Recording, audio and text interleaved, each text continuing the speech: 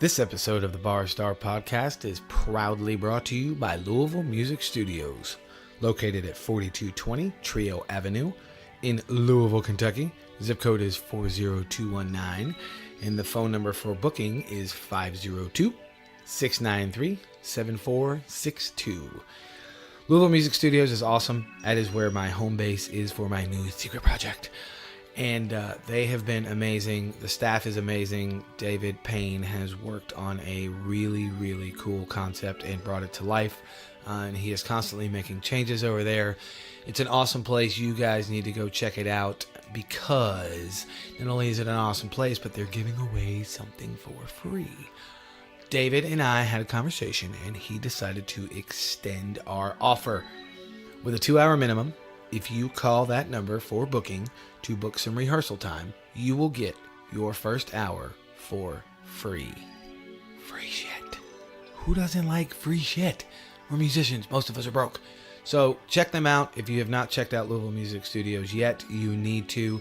Like I've said before, you can go in and rehearse for a couple hours. You can rehearse for an afternoon. You can set up a monthly rental so you can have a home base to work on, I don't know, secret projects, whatever you want to. So Louisville Music Studios is awesome. You need to go check them out. Staff is amazing. The gear is amazing. The room is amazing. I love them. They love me. And everything is just sunshine and fucking puppies. Oh yeah. Enjoy this episode of the show. The Bar Star Podcast, hosted by Stephen O'Reilly, is a podcast about working musicians, their friends, and their opinions. Stephen is a musician in Louisville, Kentucky, who has... Wait a second. This guy's a drummer, not a real musician? Somebody gave a drummer a microphone for his voice? The hell? Unreal. Unbelievable.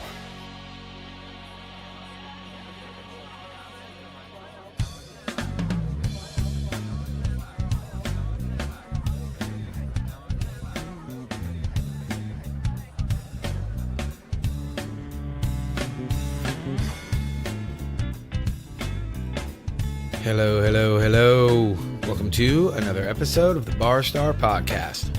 I am your host, Stephen O'Reilly. I want to thank you guys once again for coming back to hang out with my stupid ass and whatever I've got going on. You guys have been supporting me from the beginning. I appreciate it. As always, I appreciate the reviews and the ratings. Keep them coming. It feeds my ego. It makes me happy, but it also feeds my ego. I hope everybody had a good week. I hope everybody is doing well. And as always, I hope you guys went out and did some shit. Please make sure you check out my sponsor, Privacy Inc., located in the ultra fabulous Highlands in Louisville, Kentucky. Go in the shop, mention the Bar Star Podcast. You will get 10% off your tattoo by any artist in the shop, not just Travis. Also, make sure you check out my other sponsor, Louisville Music Studios, located at 4220 Trio Avenue. Dave's got some really cool shit going on over there. So you guys want to get in as soon as you can. Go check it out. Go see what he's doing. Him and the staff have done some really, really cool things. Justin and Keith are always kicking ass. So you need to go over there and check it out. If you call the number for booking, you mention the Bar Star Podcast, the show that you're listening to right now. Oh my God, it's so cute. With a 2-hour minimum, you will get your first hour of rehearsal time for free. So make sure you check them out. And please, please, please, make sure you go to my website and use the door to Amazon. They just give me a little bit of a kickback to help out the show because I do bring you this show for free every week. Now, all the biz snatch is out of the way. Today on the show, I have a conversation with one Mr. Jimmy Lee King. A lot of you probably have no fucking idea who Jimmy Lee King is, but you're about to. I met Jimmy, I guess about a month ago. I was referred to him by our good friend, Dave Moody. What's up, Dave? And Jimmy is the bass player and one of the founding members for a band out of Cincinnati called the Naked Karate Girls. Naked Karate Girls, which is a fucking great name. The Naked Karate Girls are a premier party band. There's no other way to say it. They have got their shit together. They've got their their stage show on point. They've got their songs together. They're a fucking phenomenal band. There's no other way to say it. I really dig what they're doing. They've been around for almost 11 years, based out of Cincinnati. And they do public, private, corporate, weddings. They do it all. Great band. And what they have done is they have franchised themselves. So there's 2 versions of the band. And for a few weeks now, I've been telling you guys that I have been covered up and been so busy that I can't see straight. Well, last week, I actually went to Cincinnati and played a gig with the Naked Karate Girls at the Go Sports Stadium there in Cincinnati. What the fuck ever it is. Jimmy tells me what it is when we're having our conversation, so you'll figure it out in a minute. But it was a mountain of work, and it's been a long time since I have been pushed that hard. And it wasn't so much that there was that many songs. It was the way that they structure their songs. For my Louisville people, if you guys remember Jefferson Tark Bus, yes, Dave, I'm talking about us again. We had these medleys where we would string a few songs together, and they were all pretty much coherent, and as far as they were kind of the same groove all the way through, and they had pretty much the same meter all the way through, meter being tempo, kids. And it was really cool, and people dug it. What Naked Karate Girls have done, they have taken that concept to a whole nother level. And they have quite a few medleys, and one of them I dubbed Mount Everest, because that son of a bitch was hard for me to climb. It is all over the place. It all fits, it all works, and it's really, really cool, but it's all over the place, and it's all played to a click. And the click tempos are different for each song. And then there's a few songs in there that are halftime. So it was really, really difficult. It challenged the shit out of me, and I'm so glad that it did. It made me have to work for some shit, and it made me realize that I haven't been working for a whole lot as far as my drums go, so it humbled me a lot. I would never say that I'm super arrogant, but I am kind of arrogant sometimes. I admit it. I know I am. It's nothing I fucking try to hide. But it did make me kind of take a step back and go, wow, fucker, you have a lot of work to do. It was also good because in the middle of learning all the Naked Karate Girl stuff, I was still practicing with my secret project. And at one point during one of the rehearsals, one of my guitar players looked at me and asked me if I had received extra loving from my wife. And I asked him why, and he said, well, because you're really, really comfortable, more comfortable than you normally are. And that was just kind of because I had put so many hours behind my rig to make sure I didn't fuck this gig up, honestly. Like I said, it was a hard gig. It was really, really, really fun. It was awesome. I'm not going to tell you if everything worked out yet, because Jimmy and I addressed that in this episode when we're having our conversation. I will give you the short version. About a month ago, I went up there to audition, got the gig, and then the day of the gig, which was March 1st, a week ago, the day of the gig, I actually drove to Cincinnati in the morning. We did one rehearsal, didn't even play all the songs that I had learned, and then we went and did the gig. But you'll have to wait till the end of the episode to find out how I did. Just because I'm an asshole. And because Jimmy and I talk about it in our conversation. But if you have not heard of the Naked Karate Girls, you need to find them. You need to look them up. You need to follow them on Facebook and Instagram and Twitface and any other shit they have, their website, all that stuff, which will be in the show notes. I will put that in the show notes, so make sure you guys go check them out. Check all their stuff out. And I don't really have anything else to say right now, so I will see you. I don't know why I say I will see you, because I actually don't fucking see any of you. You will hear me on the other side of my conversation with a one Mr. Jimmy Lee King.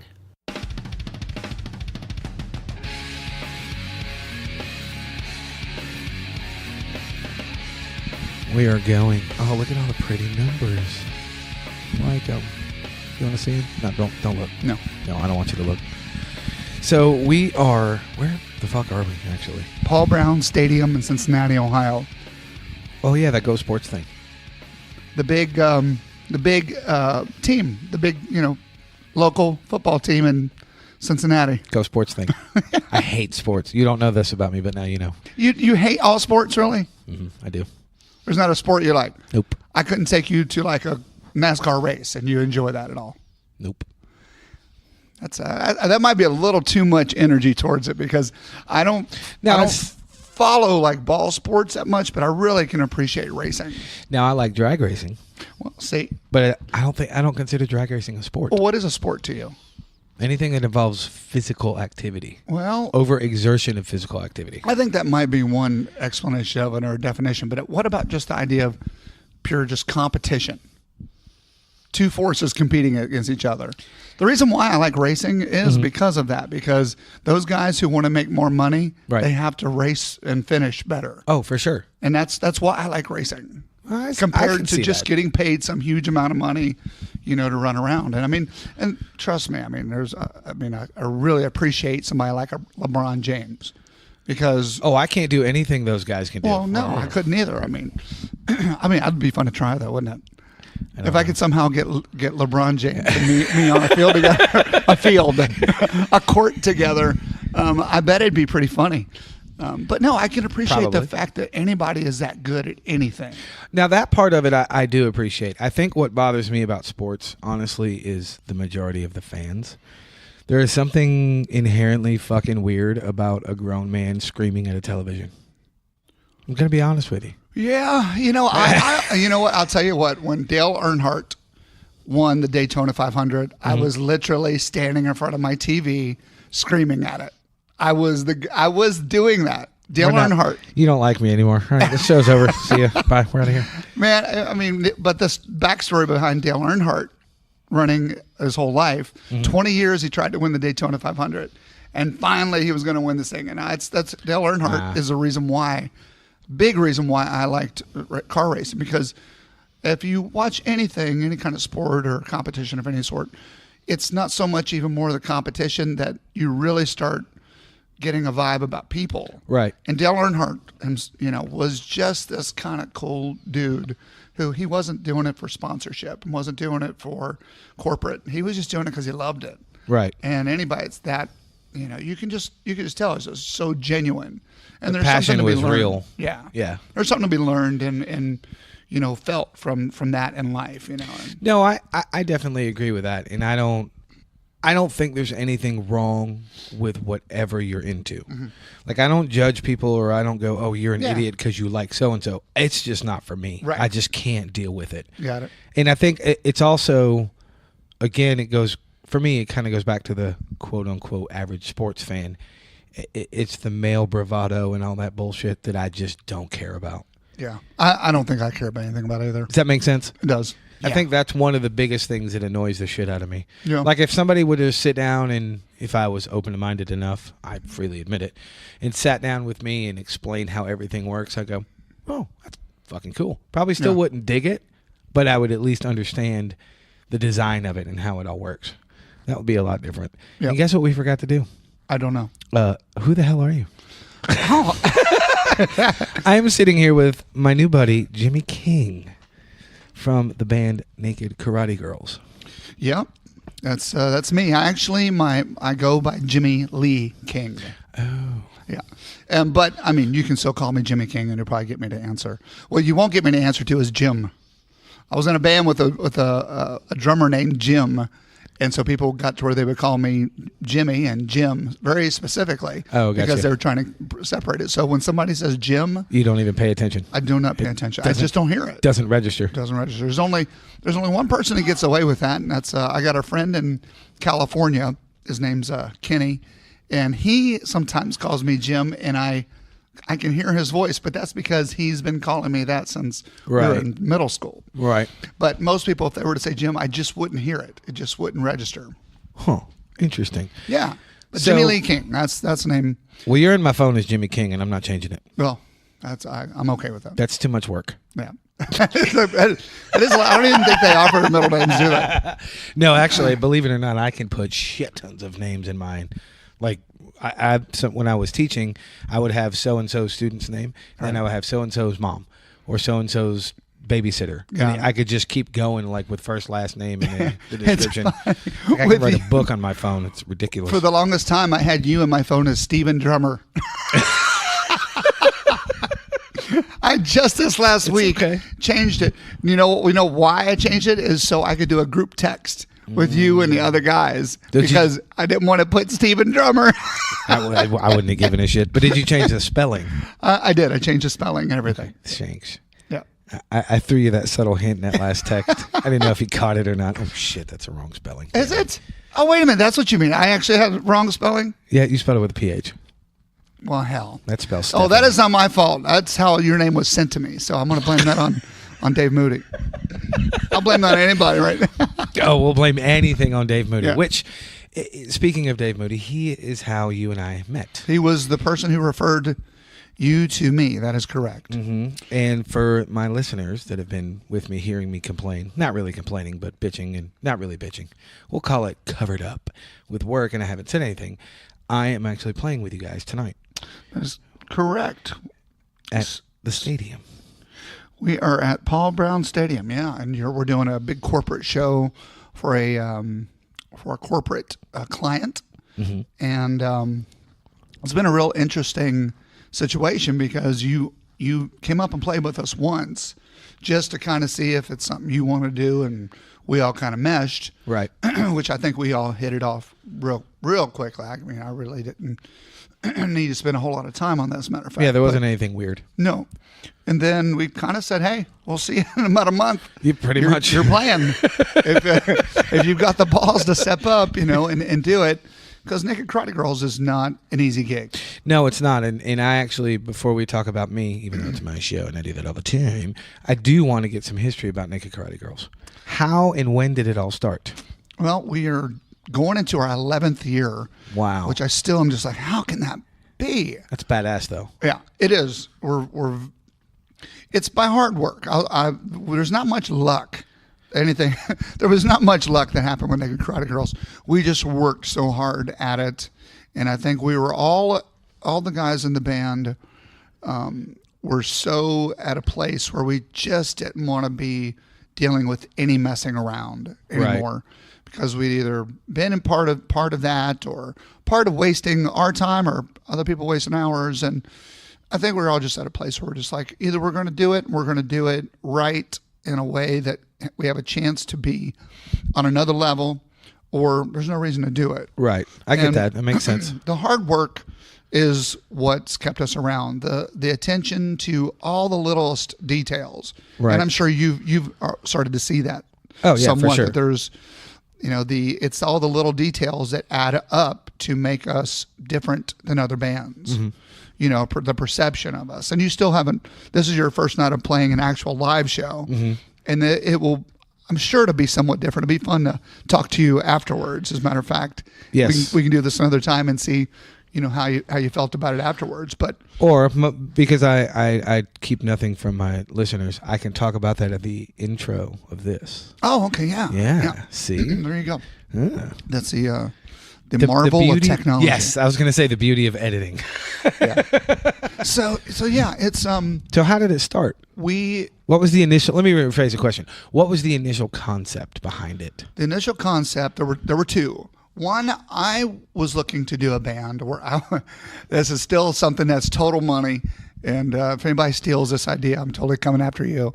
But don't come after me. Maybe I'll just censor this part out. Yeah, I had a idea for doing a band called the Kingsmen, mm-hmm. and it was going to be four musicians all dressed up as different Elvis era.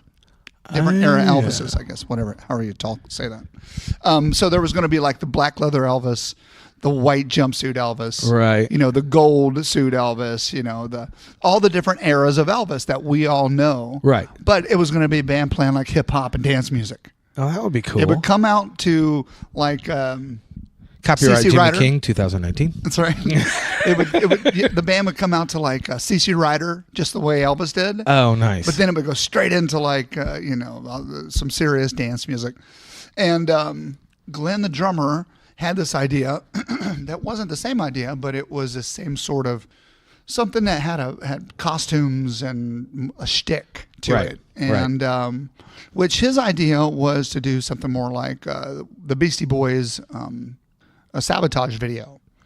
Oh Fake yeah, I know what you're talking about. mustaches Yeah, and the slacks and all that kind of stuff. Well, to me, that really was like the Barney Miller show.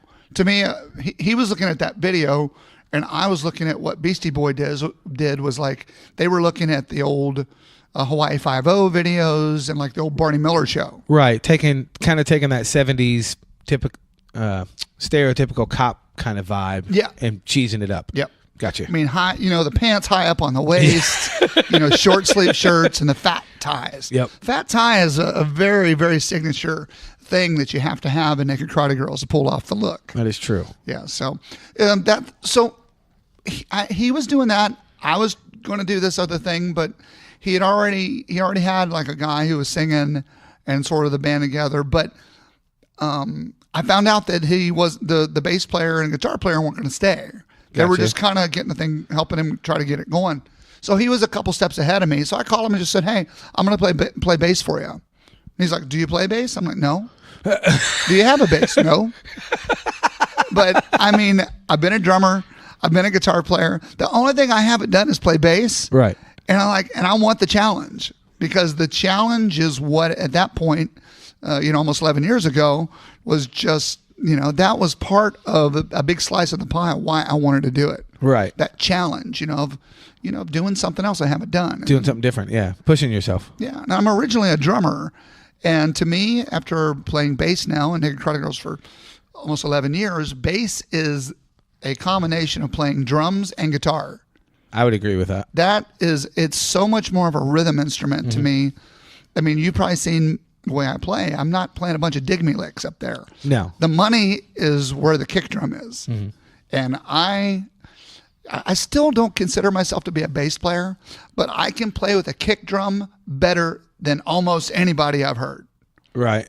as far as that goes. And just having that, I may not be able to, do all these other dig me licks and stuff. I like the term "dig me licks," though, Yeah. by the way. Dig me licks dig that's an original, but I no feel mo like because I'm stealing it.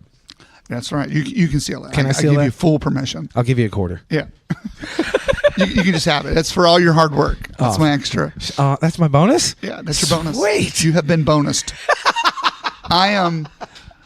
Yeah, I mean, it's just my thing though. I really get into that, being able to play really strong with the kick drum. Right. And that's my whole thing. That's what I'm about. And I feel like, if there's anything I've gotten solid on or a level of mastery, it's that. Nice. Which is why you were showing me some different stuff today that I was not playing it wrong. I was just playing it a way that you're not used to. Mm-hmm. You're like, no, play it this way because I follow that pretty much note for Yeah. note. And it made sense. As soon as you said that, I was like, oh, perfect. Yeah. So I jotted it down and we rolled. Unfortunately for you, I cue off of what the drums do. Mm-hmm. So that's why I'll be looking and I'll be I'm out of gonna the get corner some of my eye. stink eye tonight. I know I know it's coming. Hey, if you don't see me looking at you, everything's perfect. Because That I is try. not going to happen, my friend. You know what? We've been doing You it guys long gave enough. me a mountain of shit. It was a mountain of work, and it took somebody who was at your level that would even be willing to take that sort of challenge on. No, I appreciate that. Yeah. I'm not looking for compliments, but thank you. I appreciate I it. mean, we've all been playing music all of our lives. Within 5 minutes of you starting to play with us, a month ago, we knew in 5 minutes whether it was going to work or not. Right. We don't have to spend hours of No, going through that. Yeah, I I get could tell that. in 5 minutes. I could tell. It was funny because there was that video clip that Dave sent me of you. Right. I And still it don't was- know which one he sent you. It was just one of you playing. It was some video clip, and within like 1 second, I'm like, yeah, he'll do. And so, and what's funny about that is I showed because we were talking about different musicians. Glenn was like, "You think you found a drummer?" And I'm like, "Yeah, I do." And I showed him that clip, and he, like 1 second, he goes, "Oh yeah, he'll do." we both were like exact. We had like the exact same reaction. But That's funny. you just you're around music as long. I've been playing since I was 12 years old. Right. No, dude, I'm the same way. I mean, I've been playing since I was 13, and my Louisville listeners know I've got this secret project that I never talk about. But I was trying out guitar players, and I'd have a guy come in, and by the first chorus, I'm like, "Nope, you're done. Bye. See you later." It's just not going to work. And it's not personal. It's just business. You're not the right guy for us. But the only reason I say that is because you know. Why are you laughing? Because I said the personal thing? No, because it just reminded me of the first set of Naked Karate Girls auditions we did, and you said guitar players. Mm-hmm. And now, granted, I'd never played bass. Right. But I'm a drummer. Right. So I'm able to kind of just get along, and I really, we scheduled 6 guitar players to come and audition for us in a day. Right. And it was one right after the other. And we would have them come in one door and then go out another door. So the other guitar player could be coming in while the other one was leaving. Right. And it was so funny because there was this one old boy, and I say old boy with a lot of respect, that comes in, and he had, do you know the Steve Vai guitars? Yeah, the 7 strings. The ones that have the handle in them? Yeah. The Ibanez 7 strings. Yeah. Well, he had 2 that were those like chrome plated dipped guitars. Oh. He was fancy pants. It was real fancy. Okay. Now, and he pulls out 2 of those. Not 1, 2. Pulls out 2 of the chrome dipped, or it's whatever it is. It's like the alien, my bigger dick. He sits those down, pulls out another couple $3,000 guitars. And we're already, our eyes are like exploding watching this, because the bass that I was using was like $100 bass that was Glenn's. I didn't even have a bass. And I'm playing through this little crap amp, and here this guy comes in. We're like, either he's going to be like awesome and embarrass all of us, or it's going to be a real embarrassing situation for him. We start playing, and you could tell immediately the guy had never played with a band before. Bedroom shredder. Probably bedroom shredder. That might be exactly. That's my gift to you. Right. It was bedroom shredder. Okay, and that means so many things to me. But this old boy. So we're playing, and in about the first 30 seconds, I start going over, and he's got this. I couldn't tell you what kind of amp it was, but the covering on it would tell me that it's not cheap. Right. And so what I do is I put my foot up on the amp, and I start pelvic thrusting. Right. I mean, and my pelvic thrust is landing about an inch away from one of the chrome plated Steve Vai guitars. The tip of the spear, so to speak, was almost touching every pelvic thrust, and we're doing something like gin and juice. Now, there's no guitar in gin and juice, right? Right. So we specifically chose gin and juice just to see what a guitar player would do for a song that has no guitar. Right. And it was the funniest damn thing, because Glenn's over there. I mean, face is turning red. And we're all, and I'm just like totally like just dead serious. And I'm like right in this old boy's face. And I'm just going after it. And I haven't played bass more than like a couple hours myself. But like I said, I can get by just because I've been around music. It was so funny. Needless to say, he didn't really want to be in the band. Well, I would imagine not. But I just hey, Shanks. When you said the thing about the auditions, that's a funny moment in our history. That first audition. Oh no, day. that's what I call gold. Yeah, we did. I love shit like that. We did our final guitar player that came in. His name was Brian. And he ended up being the original guitar player for Naked Karate Girls, and still plays with us. Oh, nice. And he's just great. He just turned out to be awesome. Very cool. And he and I are, brothers on stage for sure. Now, let's clarify something. Glenn is not gone. Glenn, the original drummer. No. Glenn, there are 2 versions of the band. You could call it that for sure. We're able to do 2 separate shows. Right. As long as it's not 2 public shows. Right. Like we wouldn't play it like, Monkey's Bar and, Bananas Bar. Bananas Bar, a mile apart from each other. Right. Well, yeah, then, that would make no sense. Yeah. Zero sense. It would not be good business to do. But we can do a public show like tonight, the other version, the other guys, which has Glenn, Tim, guitar player Brian, and another bass player in my sub, whose name's Greg. Yep. They're playing at a place called Turfway. Gotcha. It's a horse track. And we're doing a corporate show. My version is doing a corporate private event with you. Yep. And we have Aaron and Tyler, who and us 4 guys are making another Naked Karate Girls. Yep. Now, how we did that though is it's not some weak little decision. We had to invest in the same exact gear. Yep. 2 times. Well, and that's before you finish. That's why I wanted you to talk about it, because I think it's fucking badass. I think what you've done is not only badass, it's kind of genius. And I think more bands should look at what we do way more business-like. And they just don't. So, sorry, I didn't mean to interrupt you. Carry on. No. I'm going to take a lot of the credit for it because this was my baby.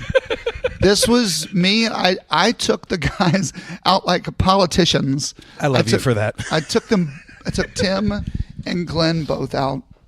And I said, guys, I turned down 21 corporate shows this year.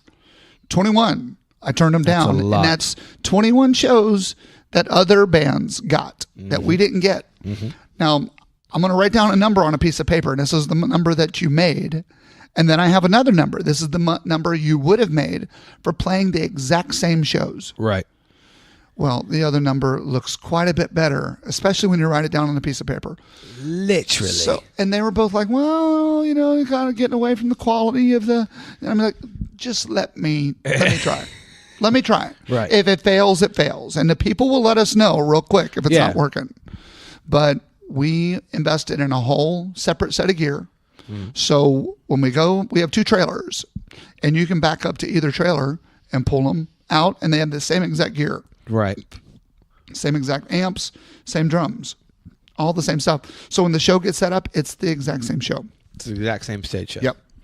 And it will have 2 core members. Now, core member is myself, Glenn, Tim, guitar player, be Aaron or Brian. Right. And we've had different guitar players through the years because we just kind of turned guitar players to dust.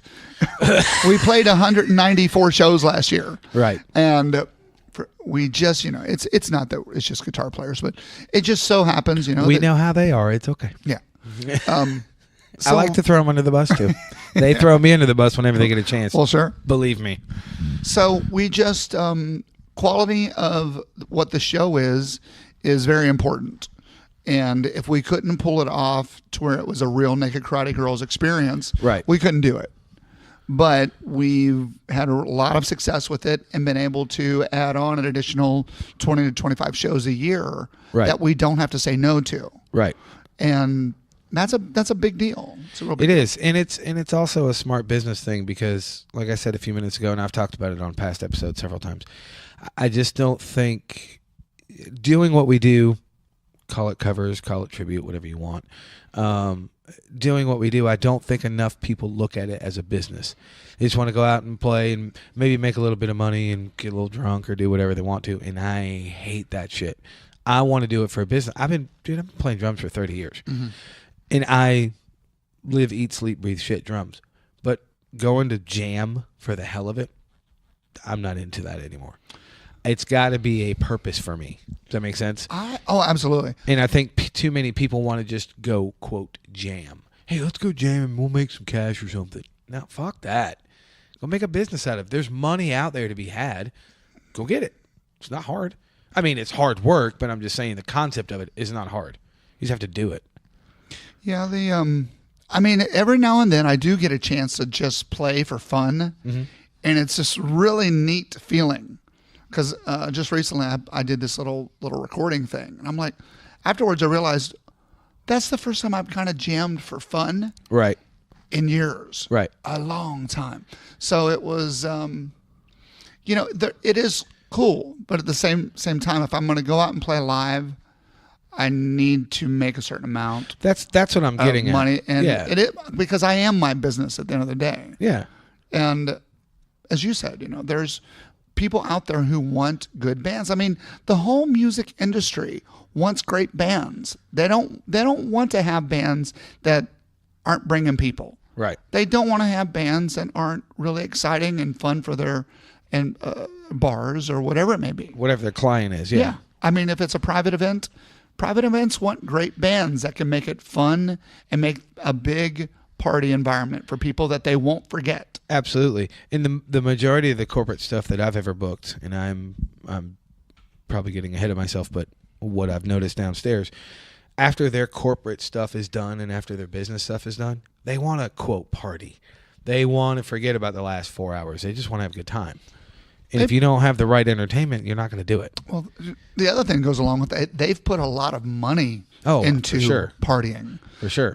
They want to make an environment for their event that everybody can remember. Mm-hmm.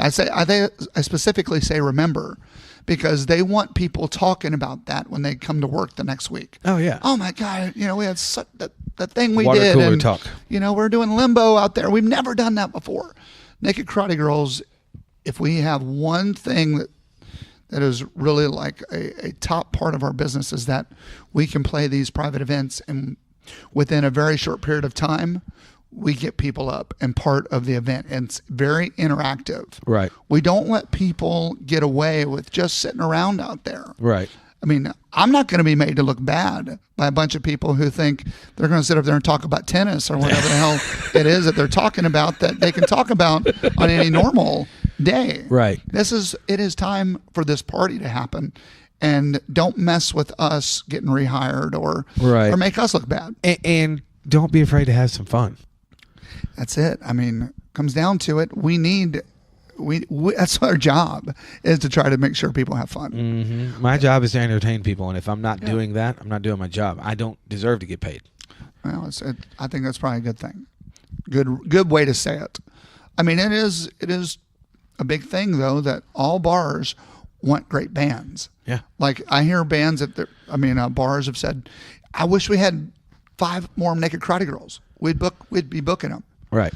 But lucky for you, they don't. Yeah. Well, they're not specifically saying they want another Naked Karate Girls. No. I get what you're saying. They want another band that'll work hard. Absolutely. Because the level of marketing and the time that we put into our events and shows to make it something that's memorable is we just do it. We work hard at it. They want all the bands that they're paying to work hard. Right. And as they should. I also think, though, and this is probably a topic for another day, I also think, at least in Louisville, I can't speak for Cincinnati, I think some of the bars and some of the venues could do a little bit of a better job marketing. You know what I mean? Just say, at least pat us on the ass and say, hey, they're coming. Yeah. You know what I'm talking about? And sure. I don't know how that is up here, but in Louisville, it's terrible. It differs. You have some clubs, it's just like anything. Some of them get it, some of them don't. Yeah. And I remember there was a place that we used to play, and I remember I drove all the way over to the other side of town on a Friday evening so I could get these posters put up before the weekend started. Right. Now, our show wasn't for another month, but I'm out there putting them up like I normally do. I always put up our posters because I want to make sure they go up. Right. And I'm out there, and the owner comes out and he goes, "Here, I'll take those. I'll put them up." And he started walking inside. I'm like, "Oh, what are you doing? Your posters all go out here." He goes, "Well, I'm not going to put them up now. I'm not really worried about bringing people the night you all play. I need other posters to kind of bring other people." And that really said a lot to me. Said he wasn't worried about us bringing people. Right. Because it's just a given, right? Right. We're just so awesome that the door's going to open and people just fly in every time. And that's not the case. No. We have to work at it every time. I mean, I remember me and Glenn, who we booked the band. And I remember us both years ago saying, as soon as we get booked a year out, we'll know that, we can lighten up a little bit or we can feel more comfortable. Right. We get booked out a year. I don't feel any more comfortable with bookings a year out than I did with a month out. Right. I'm never comfortable with where we are. I'm always trying to get to the next step right. up. Well, and that's that constant push. I mean, you have to do it. If you want to be successful at anything, You want to be the next greatest widget maker. Not only you better be damn good at making widgets. Right. You got to figure out how to push yourself to that next level. A business like ours, or a band like ours, is a business first. Mm-hmm. I mean, we're not just going out there to jam and make money and get drunk and and meet girls. Right. I'm out there to do a great job and get paid accordingly. Yep. For it. And I think that's the way it should be. Yeah. I mean, it's a business way ahead of anything else. Right. And it has to be run like that. And anything else is just gonna, as you know, is just gonna be a really shaky foundation. Yeah. Well, a shaky work. foundation and honestly, it's just going to be a shitty product. Excuse me. Do you have your buddies who send you messages and say, "Hey, I got a new band I'm starting. What bars pay really good money?" Of course I do. What's your answer? Go find them. I don't tell them. The answer is they all pay good money if you can make them money. Well, true. Now there are a couple. The reason I answer that way is there are a couple in Louisville that will not cap over $500 or $600. Okay. And I don't care about saying it on the show. They just won't. Right. No, I don't care who the hell you are. Now, if you're a regional band or a signed band or a former signed band, there's some negotiation there. But any of us in the local scene, their cap stops at 500. Forget it. I think there's, But there is, you are correct. I didn't mean to interrupt you. You are correct. There are a lot that will pay well if you can perform well and bring people. And I've gotten that kind of money before. I mean, understanding what the bars are trying to do too. They're trying to keep their doors open, and I get that from a business to business standpoint. They're all going to pay a band that's bringing in, selling $15,000 in alcohol a night. Oh, absolutely. So that's part of that's under our job umbrella. Sell liquor, right? And that's something I go back and forth with even the guys in my band. If we're at a bar, there's not one thing more important to us being there than selling alcohol. Right.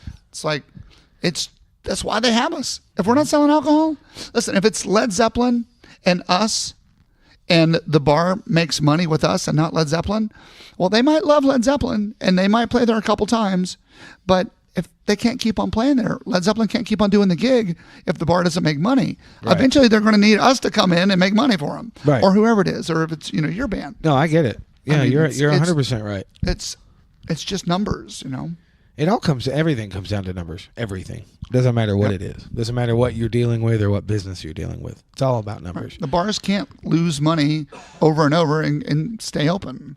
No. So at some point you have to sacrifice.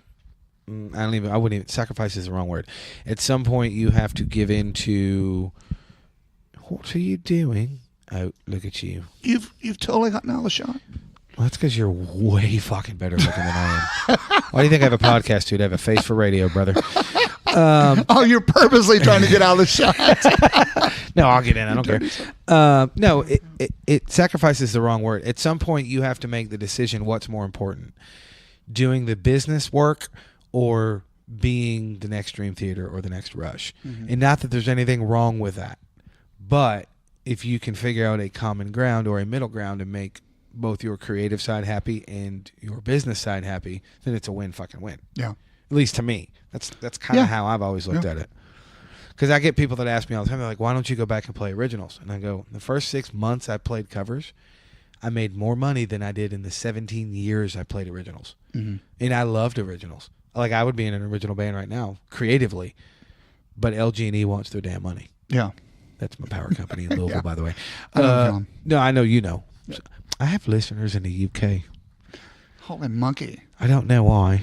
I think it's because they like to hear me do my really shitty British accent. I don't think they like that. They hate it, which is why I fucking do it. But no, I think that has a... Excuse me. I think it has they a lot... They don't like that. No, they hate it. That's why I do it. It's like me trying to do Scottish. And I don't do it because I'm so bad at it. Oh, I'm terrible. Well, one of the things on my show is, and I know that you've seen the T-shirts, I say literally all the time. Uh-huh. And one of my T-shirts says literally. And it just became my shtick for the show. Mm-hmm. And every now and then I'll go off on this really shitty rant in a really shitty British accent and piss off a lot of people. And it makes me happy. Yeah. So where are you guys now as far as... You went through this whole thing, and then you did the whole, I don't want to call it splitting. We'll call it franchising yourself. It's a better way to say it. That's a good way to say it. You did that a couple years ago, right? 2-3 years ago? Yep, about 3 years ago. We started it about 3 years ago, and it's just gotten better and better, and now we're to a place where we're probably going to do more of these double shows this year than we've ever done. Nice.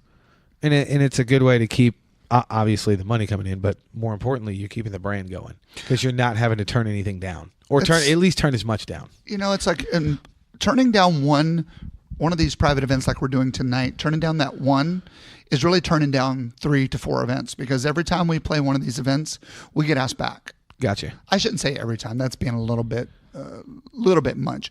But I would say 8 out of 10 times we get asked to come back. Right. And I want to take as many of those opportunities as we can because, for one, I mean, man, we're really good at doing these kind of events. Mm-hmm. We're really good at getting people up and making them part of the show. Your stage show and your whole live show, period, but your stage show is an experience. That's the way I think that's the best word to describe you guys. I saw you guys probably 8 years ago. And I'll never forget. I don't remember anything else. I keep getting out of your shop, my bad. I don't remember anything else, but I remember the leaf blower with the toilet paper. Yes. And the leaf blower with the goldfish. And I remember I was with my wife. We weren't even married yet, but I was with my wife, and I looked at her and I said, "These guys are fucking geniuses." Yeah. I couldn't tell you what you played. Couldn't tell, and it was at Phoenix Hill, the now gone Phoenix Hill. Yep. Couldn't tell you what you played. Couldn't tell you how long you played. I just remember going, "These dudes are fucking geniuses," because you've seen enough of my videos and my work. Uh-huh. I'm real flashy and shit. Yep. Everybody goes, "Oh, you're just doing that because you're arrogant." No, I'm doing that because that fat dude at the bar on the other end of the room, I need to give him a reason to stand up. That's my job. Everything done now at this stage of our game needs to be a reason for it. Absolutely. Most likely everything that you do has a real reason behind it. You're probably not much of the seconds that you spend behind a drum kit where you're not performing in front of a crowd, where everything doesn't have a reason. It's like everything has a place. Right. When I put my hands up in the air, that's so the people in the back can see something. Yeah, absolutely. When there's a blower blowing a girl's skirt up over her head, well, that's so I can see it, first of all, which keeps me entertained. Which I'm most when I'm punched, I'm most, it's all about me. But when it's just Jimmy, the idea is that it's a visual, fun thing. And yes, we're going to piss people off. There's going to be the situation where somebody gets a little bit hurt. They get their little feelings hurt. But at the same time, it is a band called Naked Karate Girls. Okay? So true. It's not Phil Dirt and the Bulldozers. It's called Naked Karate Girls, and there should be a little bit of an idea like, hey, this isn't just the typical, I love rock and roll band. We're going to be doing different things. And fair enough. Yes, we even developed one blower that had a curved end on it, which made it easier to when the blower went down under a girl's dress, that it would blow up better. And the perfect dress of all dresses is the little sundress. The one that comes down to about the shit. Yeah, they're really light, and they come down to about the knee, and well, see, one thing we had too for a long time was a party pole. We had our own party pole, and it was a stripper pole, of course, but we called it party pole. I was going to say AKA stripper pole. Yes, we called it the party pole. Just it sounded a little better, and it had its own Facebook page and everything for a while. So it had its own base, which was about 16 inches tall. Right, and then the pole itself went down the middle of it, and it was about 4x4, a 4x4 square. Right. And when girls would get on that, well, it was a perfect opportunity for the leaf blower to go under the sundress. Uh-huh. If the stars aligned, if it was one of those really light material sundresses, and I could get the positioning of, and I was like a surgeon with that thing. I knew exactly how to do it, and the blower we had it was so awesome that as soon as you turned it on, it was like an immediate burst of air. It didn't take like a didn't have to ramp up. Yeah. It was like immediate on. Oh, there was a lot of times when Most people got it, and it was it was fun, And it was funny, yeah. But every now and then, boy, you'd get somebody who's hot about it. You had to take your lumps every now and then. But more often than not, people find it funny. That's the idea. So we're not ending because I have to do something else in a second. But give me something where somebody just really laid into your ass because you pissed them off.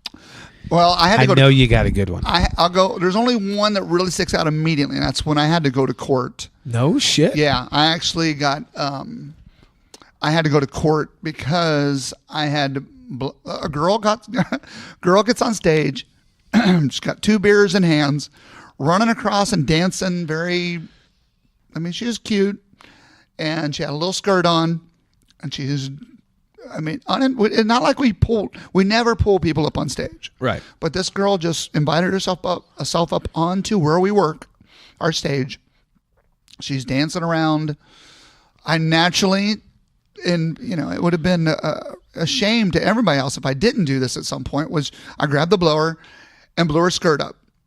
Skirt goes up, and she didn't get upset. She had a friend, though, that was in the front row, and her friend just like lost her mind and was, after the show, still going on and on, yelling. She calls the cops. The cops come and basically meet me right after the show. No shit. Yeah, I come off stage to basically 2 cops, not arresting me, but taking me outside to have little special speaks with me. Little special speaks. This is it, yeah. And I like that. They want to know what happened, my side of the story. They take a whole report, and I get cited for shit. like Public indecency or something. It wasn't public indecency, but it was like inciting riot or public something.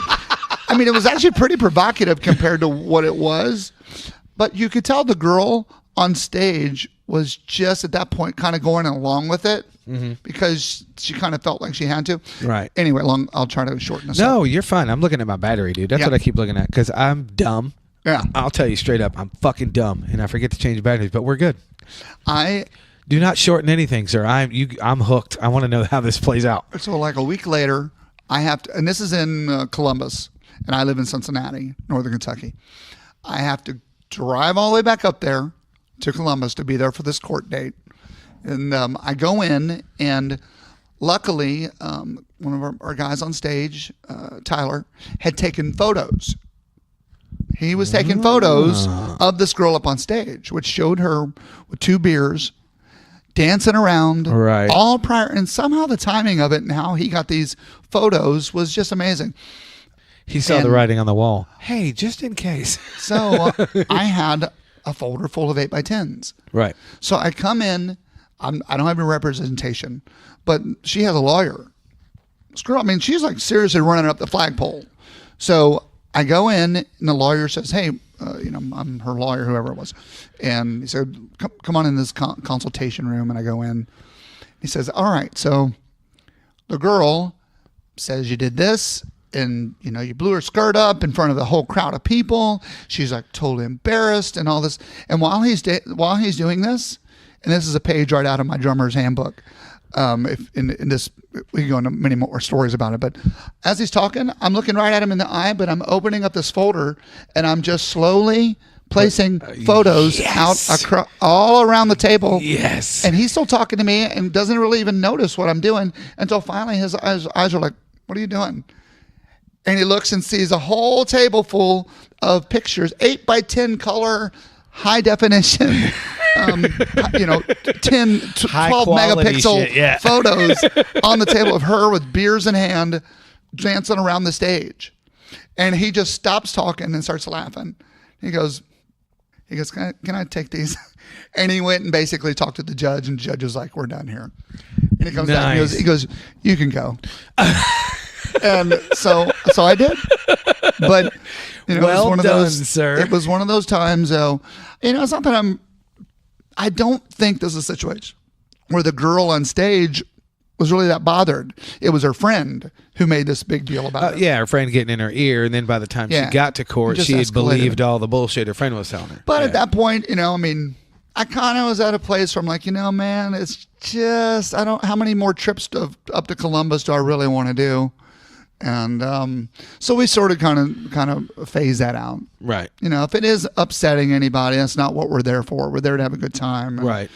Party with people. And if that took it a little bit too far, then, it was probably time to give it a... No, fair enough. But stop. it's also awesome that you were able to go, it's not really how it happened. Yeah. Oh, Without was. actually saying that's Yeah. not really how it happened. Yeah, the lawyer, you could tell he was really ramping up to kind of put a little fear in me. Put the boots to you. Yeah. And but all the while, I didn't take my eyes off him not one time. That's I just awesome. like a deck of cards. I'm just dealing out these photos. I've done nothing near that cool, but I've done the same thing when somebody's looking at me. I'm just spreading papers out and thinking, what the fuck? When they finally notice, oh, I would have loved to have seen that. We have so many different stories about things like that. But my drummer Glenn, he did that one time when a place was saying that we didn't get food, part of our contract. And Glenn's listening to him going, "Oh yeah, really?" And all the time he's just pulling the contract out, and like somehow he magically was able, his finger went right to the line in the contract that said, "We in fact do get fed." So that's awesome. Yeah. All right. So you had asked me. Before we get out of here, did I have to talk to somebody else? And I'm a little nervous about this. But before we do, I want to say thank you for the gig. And thank you for the opportunity. It's going to be a lot of fun. Rehearsal today was cool. My anxiety is finally gone. I have 47 small countries with overpopulation problems. I don't believe it. Sweating this. Oh, no, dude. There's a few days I was like, oh, what the fuck did I do? Why did I say yes? It's too hard. You have a mountain of shit, sir. What you guys have done, and I'm leading up to a compliment. Bear with me. What you guys have done with this is really badass because not only have you built an awesome stage show, but you have built an audible nonstop party. And I don't necessarily like the word party in its normal context, but with what you guys do, it's perfect. And an audible nonstop party is what you guys have done. And I had to learn all that shit. So on the one hand, well done. On the other hand, fuck off. That shit was hard. Hey, you just couldn't do it. Good. What? You just couldn't leave it out there. Just a simple compliment. No, I couldn't. I couldn't because I got to balance. Right. I get it. I appreciate that. Listen, you coming up, and I mean, the thanks is all to you because, I mean, we were able to do this show, now and not have to cancel it or say no to it because you're able to do it. Well, and we hope so. This will be the first. You will see that once you do this, well, one, you put enough work into it, or you won't want it to be one show. Plus, it's a fun gig, man. I mean, it is. It's a fun gig, and you get to play. And the only prerequisite for playing in our band, other than just being able to play the songs confidently, is that you're able to have fun. Oh yeah. And if you can't have fun, then you won't like this gig. And but you will, And it's just that's part of why I think you're going to really dig it. No, I already dig it. I mean, it's kind of funny. My friends were giving me shit, the close friends that I told about this, and they were like, why are you, I've never seen you nervous. What are you nervous about? Yeah. And I said it completely arrogantly, and I'll say it on the show. I was like, because I don't fucking audition for shit. My phone rings, and I just show up. Yeah. But at the same time, it's kind of cool for me to say that arrogantly because it made me kind of reflect on what's going on in Louisville. Mm-hmm. A lot of people are doing the same shit, and they're not putting a lot of effort in their bands, including myself, my old band. Gas Money, it's dead, and everybody knows it's dead. But maybe that has a lot to do with why I got kind of complacent. Yeah, my phone rings, I just show up. It's not necessarily a testament to me being good. It's just a testament to kind of what's going on in Louisville. It's just kind of me. Nobody's putting in a whole lot of effort. There's a couple bands down there, don't get me wrong, but it's a general whole. Nobody's really putting in any effort. And then I get your shit, and I'm going, fuck me, this is gonna suck in a good way. Yeah, but it's gonna suck. It's good to be pushed. All of us. Absolutely, it's good to be pushed every now and then. Absolutely. I had rehearsal with my other band, my secret project, the other night, and my guitar player looked at me and he said, "You get laid lately?" I went, "No, why? I'm married, motherfucker. No." And I said, "Why?" And he said, "You've always been good, but there's something really comfy about you today." And I went, "Oh, it's probably the 47 hours I've been behind my drum." And he went, "Yep, that's it." But even he noticed there was something different in my playing. So all jokes aside, No backhanded compliment. Thank you for everything, and thank you for pushing me. Because you have. You fucking should push me. It's brutal. I mean, it's cool. A good brutal. It's not a bad brutal. And, on Earth, us, for whatever reason, we're here on Earth at the same time. The one common bond that we have is that we play music. Mm-hmm. Absolutely. And that's why it's in these situations, man, it's very cool to be able to do that with people. Mm-hmm. Play music together is, if you think back about it, when we were, I presume you started playing music when you're in high school or when you're, much younger, 30 years ago. Yeah, I was about 13, 13, something like that. We weren't thinking of making money. It was just this feeling of, man, I'm playing music with other people, and there's nothing else in this entire world that is like that. I mean, I played baseball and I played football and I played whatever else there was to do as a kid. I did it. Right. But there was nothing like making music. And I'm sure it was awful. I'm sure, I'm sure what I was playing. My first shit was brutal. I'm sure it was awful. It's gross. But it's still, there's that feeling you have when you're playing music with other people. Oh, yeah. There's nothing like it. No, there's not. And especially when it's reciprocated. And for that us makes to it still, even better. For you 30 years later to still be doing it on yet this other whole level. And, you live in Louisville, I live in Cincinnati. The fact that we are able to do that, man, is a really cool thing when you really just back it down to a really simplified level. Well, absolutely, because when you look at it from a simplistic level, in all reality, you don't know shit about me. I don't know shit about you as a human. Yeah.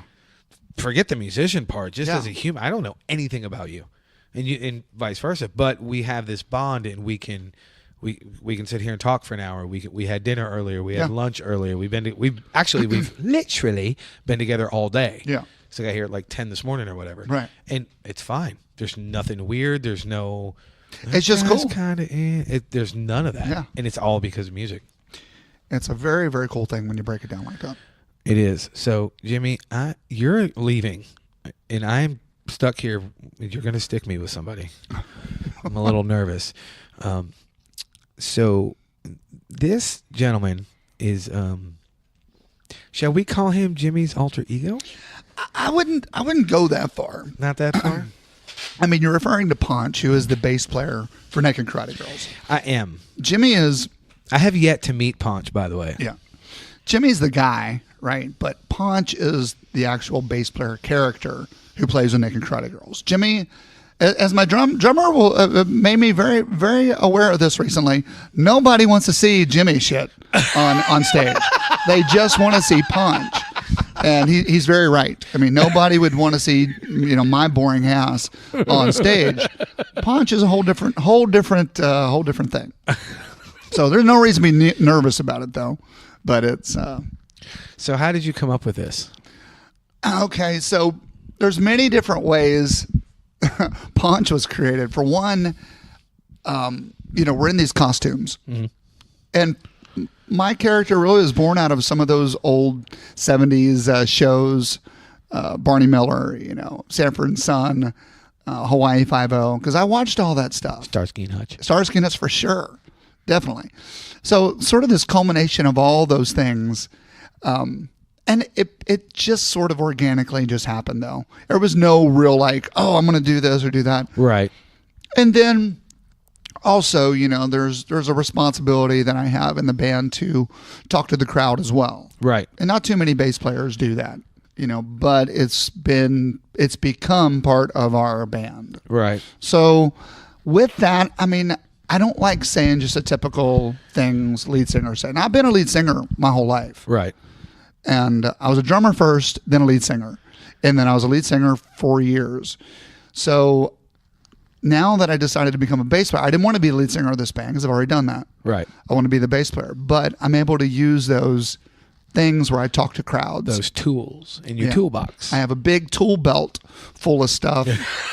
And when I just had this picture of you in the suit with your fucking tool belt. Yeah. Please get a tool belt. It's a metaphorical tool belt. No, I want you to get a real one. That would be awesome. Yes.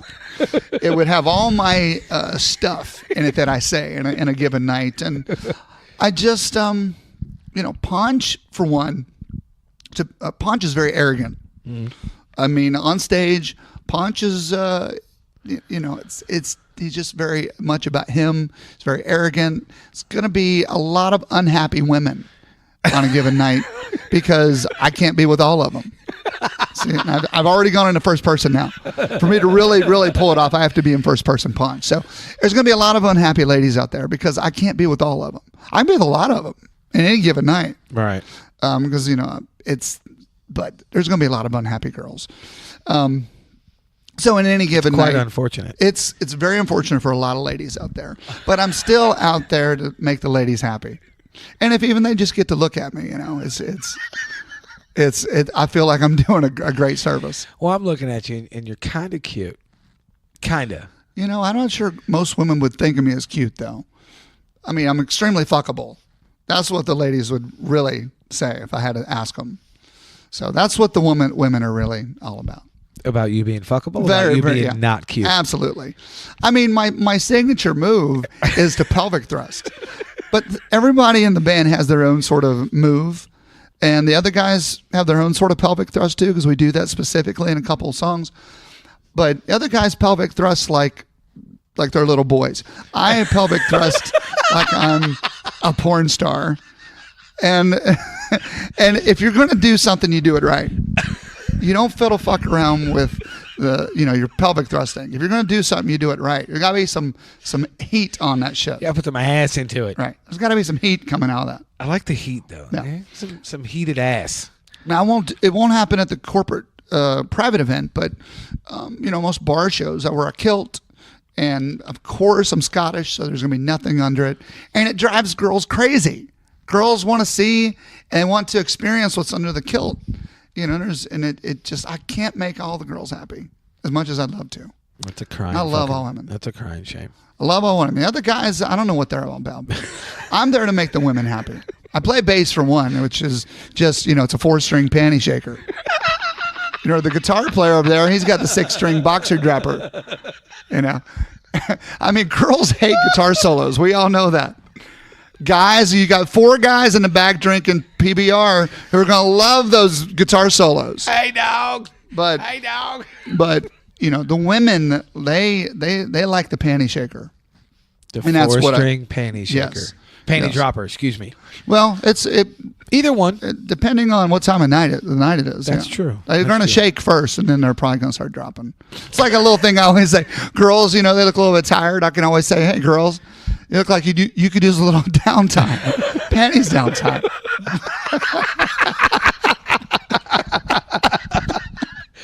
I'm never ever calling you Jimmy Lee King. You're Jimmy Ponch King. Yeah, like I said, Jimmy Lee King would never get away with what Ponch does. I mean, I love it. Yeah. Dude, you're awesome. Thank you for the opportunity. Hey, thank you. And when I do the intro and outro, I will tell my listeners if I fuck this gig up or not. It is going to be fine. We've been playing music all of our lives, so we can't get through one little gig. This is true. Thank you, my brother. I appreciate it. Thank you. I'll see you on stage in about, 30 minutes. Yeah, that's it. Sweet. See awesome. Thank you. Hey guys, this is Steve Owens from Fascination Street Podcast here with a very important message. I'm awesome. I bet you thought I was going to say something else, but nope. What's important here is that I am awesome. I have a podcast called Fascination Street, and it allows me to bring to my listeners some of the most fascinating stories and guests. I started this show because I truly believe that everybody has a story, and I'm fascinated to hear those stories. In the short time I've been doing this show, I've interviewed actors, directors, writers, inventors, podcasters, musicians, pro athletes, Olympic athletes, actual war heroes, even a Bond girl and a luthier, whatever the hell that is, and of course, regular people. From people who wanted to be stars but never gave it a real try, to big company CEOs and people who got to meet their favorite president. I love getting to meet and speak with people who have a story to tell. I feel like everyone does, and it's my job to get them to tell it. You never know who my next guest will be. An Academy Award-winning actor, a platinum-selling musician, or your own mother-in-law. But one thing is for certain, you will be fascinated by their story. So come take a walk with me down Fascination Street. You can find this show on Apple Podcasts, Google Play, Spotify, iHeartRadio, and of course, FascinationStreetPod.com. Well, that's it, kids. That's the show for the week. I hope you enjoyed it. I hope you got something out of it, at least a few laughs. I know I laughed my ass off. Jimmy is a funny dude, and Ponch is even more funny. He's fucking out there. I love it. I love everything those guys have done. And since you made it to the end of the episode, I made it through the gig very well. Had a few hiccups on stage. Nothing that anybody in the crowd caught. Jimmy caught them. The guitar player, Aaron, caught him. Which, by the way, Aaron and Tyler were fucking badass. Those guys are awesome. Aaron's a hell of a guitar player. Tyler's a hell of a singer. Hell of a front man. The show went off great. But the mistakes I made were simple. It might have been a little bit of over-preparedness. It might have been a little bit of being jacked up and amped up because the crowd was into it. And there was a really, really cool moment where we were doing this one song. It's a hip-hop song or a dance song, whatever you want to call it, called Ride the Train. And Jimmy never told me that at one point during the song, the band goes out through the crowd and does a train. Nobody warned me. Not that I would ever stop playing, because I would never do that, but I kept playing that groove for what seemed like a fucking eternity. So Jimmy, thanks, dude. I appreciate that. But it was a lot of fun. I will hopefully be doing more gigs with them. I really appreciated the opportunity. Thanks again, Mr. Moody. But more importantly, it was cool that I challenged myself. It was cool that those guys gave me a shot. It was cool that we gelled as well as we did on stage. I thought the show went great. It could have been better, but everything can always be better. That's just the nature of us being musicians. We are always our own worst critics. So that's it. I'm out of here. I've got some more shit I have to go prepare for that, again, unfortunately for you bastards, I can't tell you. But I got some really cool shit cooking, and I cannot wait to announce it. And now that I am free to talk about Naked Karate Girls, when I have another show with them, I will let you guys know if it's a public show or a private show, but I will still tell you either way. And like I said, make sure you check out the show notes. Keep track of them. Keep up with them. Check out what they're doing. They've got a really, really cool thing. I think on their website, if I'm not mistaken, they have a promo video. Kind of gives you a glimpse into what the band's about. It's a lot of fun. They're a lot of fun. They're awesome dudes. I think not only did I get a really cool gig that I can do here and there, but I also made some new friends. They're great guys, great musicians. So make sure you support them. Make sure you check them out. Keep supporting local music. And that's it. I'm out of here. Check out my sponsors. And as I say at the end of every episode, literally, go do some shit. Seriously. Get the fuck out of here. Beat it. Go do something. Go check out the Naked Karate Girls. Go start a band. Go practice. Go practice some more. It so did me some good to fucking practice. It was amazing. Just go practice, go practice, go practice, practice, practice, practice till you can't practice anymore. Get better at your instrument, start a business, do something, do anything you want to. Just go do some shit. So until next time, I will talk at you soon.